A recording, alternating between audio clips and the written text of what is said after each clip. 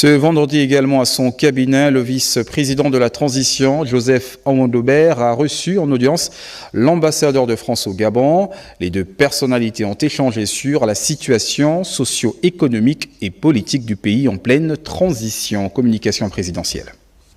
Prise de contact, échange de civilité.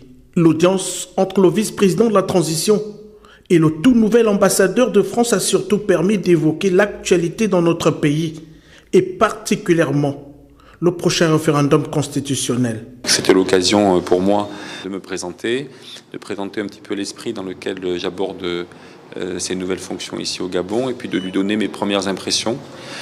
On a évidemment parlé avec le vice-président du prochain référendum puisque maintenant nous connaissons la date de la consultation référendaire et donc je lui ai confirmé à quel point nous étions satisfaits de la manière dont la transition se déroulait jusqu'à maintenant et de la prochaine étape qui serait celle de la consultation référendaire sur un texte constitutionnel dont nous n'avons pas encore connaissance mais que nous attendons avec impatience qu'il soit publié et nous souhaitons évidemment que cette consultation puisse donner lieu à un débat important, un débat animé et que le peuple gabonais puisse se déclarer, se prononcer en toute souveraineté. Depuis sa nomination le 20 juin 2024, le plénipotentiaire français a bien pris la mesure de ses fonctions en République gabonaise.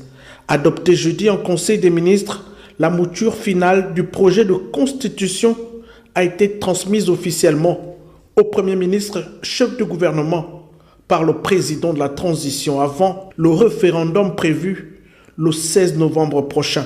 Une étape décisive du processus de transition et de l'histoire du Gabon.